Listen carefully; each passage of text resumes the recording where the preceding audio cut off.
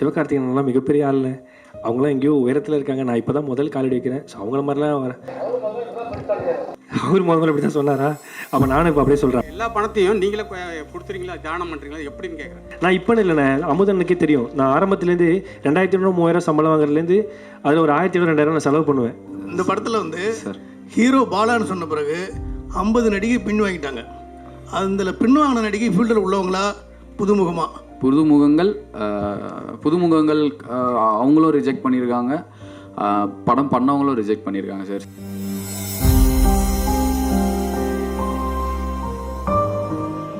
அறிமுக நாயகன் வினோத் நடித்த பேய்கதை ஆகஸ்ட் 29 உலகமெங்கும் திரையரங்குகளில். விஜய் டிவிலேருந்து வந்தவங்க நிறைய பேர் வந்து ஹீரோன்னு ஆசைப்படுறாங்க. ஆனால் சிவகார்த்தியன் மாதிரி 1-2 பேர் தான் ஜெயிச்சு பெரிய ஆளானாங்க. உங்களுக்கு ஆசை வந்து சிவகார்த்தியன் மாதிரி ஆகணுமா? என்ன ஆகணும்? இன்னொன்று, சமீப காலமாக எந்த மீடியா திறந்தாலும் பாலா உதவினார், பாலா உதவினார், பாலான்னு அவ்வளவு செய்திகள் வருது. இந்த குணம் எப்படி வந்தது? அதை வந்து எப்படி செயல்படுத்துறீங்க? கொஞ்சம் விரிவாக சொல்லுங்கள். ஆனால் கண்டிப்பாண்ணே, முதல்ல இந்த சிவகார்த்திகேயன்லாம் மிகப்பெரிய ஆளுங்க. அவங்களாம் எங்கேயோ உயரத்தில் இருக்காங்க. நான் இப்போ தான் முதல் காலடி வைக்கிறேன். ஸோ அவங்கள மாதிரிலாம் அவர் முதல்ல இப்படி தான் சொன்னாரா? அப்போ நானும் இப்போ அப்படியே சொல்கிறேன். அப்படி சொன்னால் நானும் அப்படி ஆகிடுவேன்னு நினைக்கிறேன். நீங்கள் சொல்கிறீங்க. அவங்களாம் மிகப்பெரிய உயரத்தில் இருக்காங்க. ஸோ நம்ம இப்போ தான் முதல்ல கால் எடுத்து வைக்கிறேன். ஸோ அவங்க கூடலாம் நம்ம நிற்கலாம் முடியாது. அவங்களாம் எவ்வளோ பெரிய உயரத்தில் இருக்காங்க. முதல் ஸ்டெப் வைக்கிறேன். அது நீங்கள் எல்லோரும் தான் முடிவு பண்ணி கரெக்டாக எங்கே போய் இந்த படத்தை சேர்க்கணும்னு. அப்புறம் அந்த பாலா அந்த உதவி குணம்லாம் ஒன்றுமே கிடையாதுன்னு நான் இங்கே நிற்கிறேன்னா, இப்போ நீங்கள் ஒரு என்னை பற்றி பாசிட்டிவாக எழுதுனீங்கன்னா அதை பார்த்துட்டு தான் நிகழ்ச்சிகள் கிடைக்கும், எல்லாமே கிடைக்கும். அப்போது என்னை தவிர இங்கே இருக்கிற ஒட்டுமொத்த மக்களும் போட்ட பிச்சையினால தான் நான் இங்கே நிற்கிறேன். அவ்வளோதான். மற்றபடி இதுக்கான பதில் எதுவுமே கிடையாது. மக்கள் எனக்கு பண்ணுறத விட நான் ஒன்றுமே மக்களுக்கு பண்ணலண்ணே. நீங்கள் மட்டும் எல்லா பணத்தையும் கொடுத்துறீங்களே மைக் அண்ணா, எல்லா பணத்தையும் நீங்களே கொடுத்துறீங்களா? தானம் பண்ணுறீங்களா? எப்படின்னு கேட்குறேன். ஆனால் இல்லைண்ணே, இப்போது நான் சம்பாதிக்கிறேன் வரேன்னா, நான் இந்த படம் எடுக்கணும்னா கூட மக்கள் தான் டிக்கெட் காசு கொடுத்து தேட்டரில் பார்க்குறாங்க. மக்கள் காசு தான் எனக்கு வருது. அவங்க இந்த பையனை நம்பி ஒரு யூடியூப்பில் ஒரு வீடியோ வந்துன்னா அதை பார்க்குறாங்க. இல்லை வந்து ஒரு ஷோ வரும், வெளியில் ஒரு ஓப்பனிங் போகிறோம்னா மக்கள் கொடுக்குற காசு தான். அவங்க கொடுக்குற காசை அவங்களுக்கு திருப்பி கொடுக்குறதுல ஒன்றுமே கிடையாதுண்ணே. ஏன்னா நான் இங்கே நிற்கிறேன்னா மக்கள் தான் யார் நம்மளுக்கு நிற்கிறாங்களோ அவங்களுக்கு தான் நம்ம நிற்கணும். அவ்வளோதான் விஷயம். மக்கள் போட்ட பிச்சைனால தான் நான் இங்கே நிற்கிறேன். மக்களுக்கு நான் செய்கிறதுலாம் ஒரு மேட்டரே கிடையாது. அவங்க எனக்கு பண்ணதை விட அவ்வளோதான்.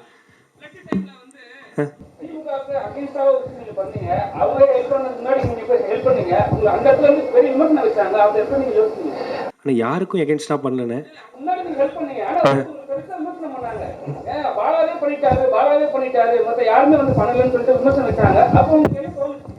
கரெக்ட். நீங்கள் சொல்கிறது என்ன, யாருக்கு எகென்ஸ்டாக பண்ணல, வறுமைக்கு எகென்ஸ்டாக தான் நான் பண்ணேன். வறுமை இருக்கக்கூடாதுங்கிற எகென்ஸ்டாக நான் பண்ணேன். மற்றபடி எதுவுமே பண்ணல. நான் இப்போன்னு இல்லைண்ணே, அமுதனுக்கே தெரியும். நான் ஆரம்பத்துலேருந்து 2500 3000 சம்பளம் வாங்குறதுலேருந்து அதில் ஒரு 1500 2000 நான் செலவு பண்ணுவேன்.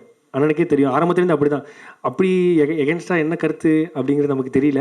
நம்ம படுத்து ஒரே கருத்து, நம்ம சம்பாதிக்கிறத மக்களுக்கு செஞ்சுக்கிட்டே இருக்கணும். அவ்வளோதானே, மற்றபடி ஒன்றுமே இல்லைண்ணே. பாலா சார், இந்த படம் வந்து ரஜினி சாருக்காக எழுதுனது மாதிரி ஒரு டைரக்டர் பேட்டி கொடுத்துருக்காரு. அது கொஞ்சம் விரிவாக சொல்லுங்கள். என்ன கேரக்டர் ரஜினி சார்ட்ட சொன்னீங்களா? என்ன மாதிரி இது? ஆனால் அது டேரக்டரே பேசுவார். வாங்க டேரக்டர் சார். சார் ஆமாம் சார். என்னென்னா, எல்லா ரைட்டர் கம் டைரக்டர்ஸ் எல்லாருக்குமே பெரிய ஸ்டார்ஸ் கூட படம் பண்ணணுன்னு ஒரு ஆசை இருக்கும். எனக்குமே அந்த ஆசை இருக்குது. ஸோ எல்லாருக்குமே விஜய் சார் கூப்பிட்டா என்ன கதை சொல்லலாம், அஜித் சார் கூப்பிட்டா அப்படின்னு சொல்லிட்டு நம்மளோட லைப்ரரியில் சில கதைகள் ஒன்லைன்ஸ் எழுதி வைப்போம். இப்போ ரஜினி சாருக்கு பண்ணால் என்ன பண்ணலாம் அப்படின்னு சொல்லும்பொழுது, அவர் முன்னாடி பண்ண 6லேருந்து 60 வரை, எங்கேயோ கேட்ட குரல், இந்த மாதிரி படங்கள்லாம் ஒரு சமீபம் லாங் டைம் அவரை மாஸ் ஹீரோவை மட்டும் நம்ம பார்த்துட்ருக்கோம். அவருக்கு அந்த மாதிரி ஒரு படம் பண்ணோம் அப்படின்னு சொல்லிட்டு இந்த காந்தி பாலசக்தியோ சார் பண்ணியிருக்க அந்த கேரக்டர் இருக்கு, அந்த காந்திங்கிற கேரக்டரை அவருக்காக சொல்லலாம், லைனாக சொல்லலாம் அப்படின்னு எழுதினது தான் சார். பட் அதுக்கு ஒரு பெரிய டைம் தேவைப்படுது. நம்ம அந்த லைட் நம்ம மேலே விழுந்து அவங்க கண்ணில் நம்ம பட்டு அவங்க நம்மளை கூப்பிடணுன்னா அதுக்கு ஒரு பெரிய வெற்றி ஒன்று தேவைப்படுது. அதுக்கு ஒரு கண்டிப்பாக பண்ணிவிடுவேன், எனக்கு நம்பிக்கை இருக்குது. அதுக்கு முன்னாடி சரி இந்த கதையை நாம் பண்ணுவோம் அப்படின்னு சொல்லிட்டு பண்ணது தான் சார். இந்த படத்தில் வந்து ஹீரோ பாலான்னு சொன்ன பிறகு 50 நடிகை பின் வாங்கிட்டாங்க. அதில் பின் வாங்கின நடிகை ஃபீல்டில் உள்ளவங்களா புதுமுகமாக? ரெண்டாவது, சரி இவ்வளோ பேர் பின் வாங்குறாங்களே, நம்ம பாலாவும் மாற்றிடலான்னு ஐடியா இருந்துச்சா? இல்லை சார், அது டெஃபினட்டாக இல்லை சார். நோனபிள் புதுமுகங்கள் அவங்களும் ரிஜெக்ட் பண்ணியிருக்காங்க, படம் பண்ணவங்களும் ரிஜெக்ட் பண்ணியிருக்காங்க சார். அது வந்து நம்ம தப்பு சரின்னு சொல்ல முடியாது சார். பிகாஸ் எல்லாருமே எதுக்கு சார் ஓடுறோம், ஒரு ஒரு சக்ஸஸ்க்காக ஓடிக்கிட்டு இருக்கோம் சார். ஸோ இங்கேயே நிறைய ஒரு ஒரு செக்ரிகேட் பண்ணிக்கிறாங்க. நான் எந்த மாதிரி படங்களில் அறிமுகமாகணும், யார் கூட நடித்தா நம்ம ஃபேம் கிடைக்கும் அப்படிங்கிறத வந்து அவங்க ரொம்ப தெளிவாக இருக்காங்க சார். இங்கே எல்லாருமே சார் சின்னதாக ஒரு சின்ன ஜூனியர் ஆர்டிஸ்ட்லேருந்து பெரிய ஆர்டிஸ்ட் வரைக்குமே நமக்கு என்ன தேவைங்கிறதுல அவங்க ரொம்ப தெளிவாக இருக்காங்க சார். ஸோ பாலா அன்னைக்கு இருந்த ஒரு 6 ஐ திங்க் 1 இயர் முன்னாடி இருந்த பாலாவோட ஃபிசிக் அண்ட் மேபி அதுக்கு நான் கூட காரணமாக இருக்கலாம் சார். இந்த ரணம்னு ஒரு படம்னா சரி அடுத்தது என்ன பண்ணிட போகிறோம் அப்படிங்கிற எண்ணம் கூட ஒருவேளை இருக்கலாம். பட் இது என்னென்னா அவங்கள நம்ம தப்பு சொல்ல முடியாது. அவங்க ஓகே சொல்லுவாங்க பாலா அப்படின்னு சொன்ன பிறகு இல்லை டேட்ஸ் இல்லை அப்படின்னு சொல்லுவாங்க. அது புதுமுகங்கள் புதுசாக அறிமுகமாக போகிற வாய்ப்பு தேடுற ஹீரோயின்ஸுமே ரிஜெக்ட் பண்ணதுக்கு ரீசன் வந்து மேபி அவங்க பெரிய ஹீரோ கூட அவங்க லான்ச் இருக்கணும்னு அவங்க ஆசைப்பட்டிருக்கலாம் சார்.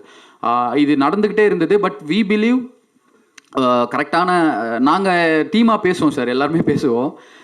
இந்த கதை வந்து அதுக்கானதை அதுவே தேடிக்கிட்டு இருக்கு சார். அதுதான் சார் நான் ஒரு ரன்னமில் கிளைமேக்ஸில் ஒவ்வொரு உண்மையும் அதுக்கான நியாயத்தை அதுவே தேடிக்கொண்டு எழுதியிருப்பேன் ஒரு வசனம். இந்த கதை அதுக்கானதை அதுவே தேடி அதுவே டிசைன் பண்ணிக்கிச்சு சார் டில் இந்த ரிலீஸ் டேட் வரைக்கும். அப்படி மேபி இந்த கதை நமிதாக்காக வெயிட் பண்ணிச்சுன்னு நான் நம்புகிறேன் சார். இது யாருமே பண்ணலனாலும் கண்டிப்பாக பாலாவும் நானும் இந்த ப்ராஜெக்டை பண்ணியிருப்போம் சார். சார் இது பாலாவுக்கும் டேரக்டர் உங்களுக்கும் தான் சார். ஃபஸ்ட்டு சீன் வைக்கும் போது இங்கே ஃப்ரேம் வைக்கும் போது பாலா என்ன சொன்னார், என்ன ஒரு மாதிரி வைப் ஆகிடும் எடுத்த ஒரு ஹீரோ கேரக்டர். பாலா உங்களுக்கு ஃபஸ்ட் முதல்ல நீங்கள் வந்து சின்ன சின்ன கேரக்டர் பண்ணியிருந்தீங்க, அப்போ கொடுத்த உங்களுக்கு மரியாதை ஒன்று இருக்கும். இப்போ ஹீரோ ஆன பிறகு உங்களுக்கு கேரவன்லாம் கொடுத்தவொன்னே ஒரு மரியாதை ஒன்று இருக்கும். அது எப்படி பார்த்தீங்க? ஆக்சுவலாக நான் கேரவனில் இருக்க மாட்டேனே. என் கேரவனில் 20 பேர் இருப்போம். ஏன்னா எனக்கு தனியாக இருக்குது. ஏன்னா சின்ன கேரக்டர் பண்ணும்போது கிட்டத்தட்ட ஒரு 10-15 பேர், அதுக்குள்ளே ஒரு 5-6 பேர் ஆர்டிஸ்ட் கொடுப்பாங்க. அவங்க அசிஸ்டன்ட்லாம் சேர்த்து 10-15 பேர் இருப்பாங்க. எனக்குன்னு ஒரு தனி கேரவன் கொடுத்தோன்னே என்னால் தனியாக இருக்க முடியல. நாங்கள் எல்லோரும் ஒன்றா தான் இருப்போம். நான் மதன் ப்ரோ எல்லாருமே ஒரே ஜாலியாக தான் இருப்போம். மேக்ஸிமம் கேரவனில் இருக்க மாட்டோம், ஸ்பாட்லேயே தான் இருப்போம். இப்போ வரைக்கும் என்னால் நம்ம ஷூட்டிங் முடிகிற கடைசி நாள் வரைக்கும் நமக்கு ஒரு இதுவா அப்படிங்கிறது என்னால் ஏற்றுக்கிறதுக்கே ஒரு டைம் ஆச்சு. அவ்வளோதான். ஏன்னா அந்தளவுக்கு நான் இன்ஃபீரியாரிட்டி காம்ப்ளெக்ஸ் சார். அதான் உண்மை. அதான் சார் பாலா வந்து நர்வஸாக இருந்த மொமெண்ட் உடஞ்சிது அங்கே தான். பாலாஜியும் முன்னாடி சொன்ன மாதிரி அழகாக காட்டணும் பாலாஜியை. அவன் அழகாக தான் இருக்கான் சார். அவன் பயங்கர அழகு, அவன் செம்ம அழகு சார். அவன் இப்போ இல்லை, அவன் அப்பத்துலேருந்தே அழகு தான். அவனை வந்து மக்களுக்கு அழகாக காட்டணும், பார்க்குறவங்களுக்கு கண்ணு குளிர்ச்சியாக இருக்கணும்னு சொல்லிட்டு நாங்கள் ஒர்க் பண்ணோம் சார். நம்ம ஒர்க் பண்ணி ஃபஸ்ட்டு ஃப்ரேம் வச்சு நான் பாலாகிட்ட சொல்லிட்டே இருந்தேன். ஃபஸ்ட் ஷாட் நான் டேக் ஓகே பண்ணிட்டு மானிட்டரில் காட்டுறேன், உனக்கு ஒரு கான்ஃபிடென்ட் வரும்னு சொன்னேன். அவன் ரொம்ப ஹாப்பியாக ஃபீல் பண்ணான் சார் அந்த ஷாட் முடிஞ்சோனும். சார் பாலா சார் கேட்குது இங்கே இல்லையா இங்கே ஓகே சார்.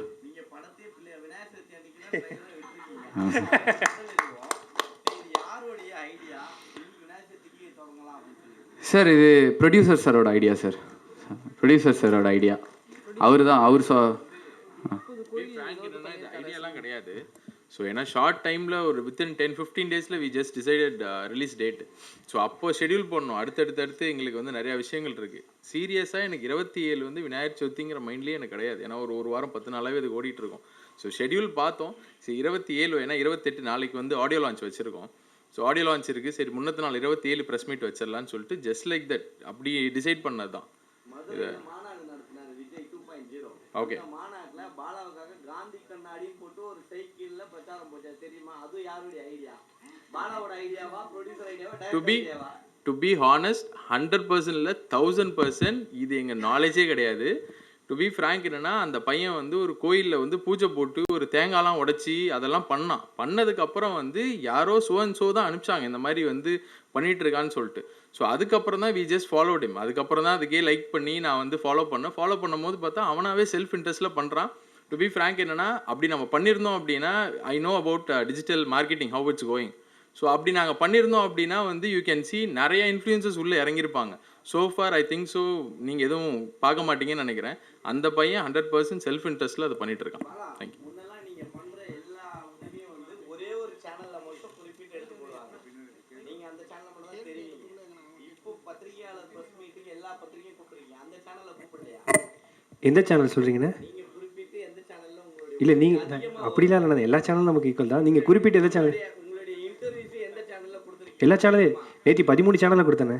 நேற்று தான் கொடுத்துருக்கீங்க. இது வரைக்கும் இல்லை கொடுத்துருக்கேன் என்ன? அதிகமாக பிகின் ஓ பிகே அப்படி சொல்கிறீங்க. பிகே யூனிவர்ஸில் அவார்ட் ஃபங்க்ஷன் ஹோஸ்ட் பண்ணுவேன், காசு கொடுக்குறாங்க ஹோஸ்ட் பண்ணுறேன். நிறைய வீடியோஸ் அதான் போகுது, நிறைய பேருடைய கம்ப்ளைண்ட் அதான் இல்லைண்ணே வந்து அங்க மட்டும் தான் கொடுக்குறாரு. அப்படிலாம் கிடையாதுண்ணே. அவங்க யாருக்கு பண்ணா எனக்கு என்கிட்ட காட்டுங்கண்ணே, நான் கூட சொல்கிறேன், மெசேஜில் கூட காட்டுறேன். நான் இன்ஸ்டாகிராமில் போடுற வீடியோ அவங்க எடுத்து இதில் போட்டுக்கிறாங்கண்ணே.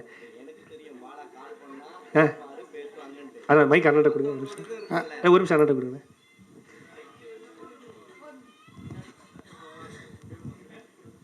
சொல்லுங்கண்ணே.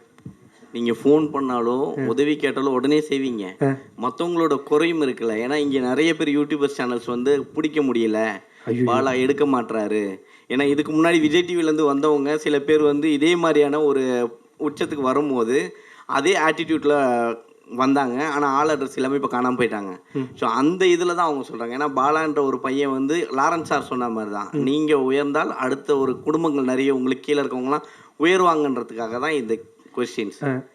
நீங்களும் அதை மதிச்சு ஃபோன் பண்ணாங்கன்னா அவங்க யார் ஃபோன் பண்ண எடுப்பேன். இங்கே இருக்கிறவங்க ஒருத்தர் இல்லைனா கூட நான் இந்த இடத்துல இல்லைண்ணே. அதை நான் அப்படி மதிக்கிறேன் நான். ஏன்னா இங்கே நான் ஆடியோ லான்ச் ஹோஸ்ட் பண்ணியிருக்கிறேன், ப்ரெஸ் மீட் ஹோஸ்ட் பண்ணியிருக்கிறேன். இங்கே எல்லாம் இருக்கிற ஒவ்வொருத்தருக்கும் என்னை அந்த வீடியோவில் எடுத்து காட்டல அப்படின்னா பாலான்ற ஒருத்தனே கிடையாது. இங்கே இருக்கிற எல்லாருமே எனக்கு ரொம்ப ரொம்ப முக்கியமானவங்க தான். அப்படி எதுவுமே விஷயம் கிடையாது. நீங்கள் எனக்கு தெரிஞ்சு ஏதாவது ஃபேக் வீடியோ பார்த்துருப்பீங்கன்னு நினைக்கிறேன். இல்லை லாரன்ஸ் மாஸ்டர் தானே ஃபர்ஸ்ட் உங்களுக்கு ஹீரோ ஆக்கணும்னு சொல்லியிருந்தாரு. லாரன்ஸ் மாஸ்டர் ஏதாவது காலையில் விஷ் பண்ணாரா? விஷ் பண்ணாங்கண்ணே. இன்னைக்கு ஆக்சுவலாக அண்ணனுக்கு ஷூட்டிங் போயிட்டு இருக்கு. இந்த ஒரு 3 நாளாக வந்து அண்ணனுடைய படம் ஷூட்டிங் போயிட்டு இருக்கு. அதனால தான் வரல. நாளைக்கு ஆடியோ லான்ச் கண்டிப்பாக வருவாங்க. இன்னைக்கு அண்ணன் வர வேண்டியது ஆக்சுவலாக கொஞ்சம் ஷூட்டில் மாட்டிக்கினாங்க. அதனால தானே.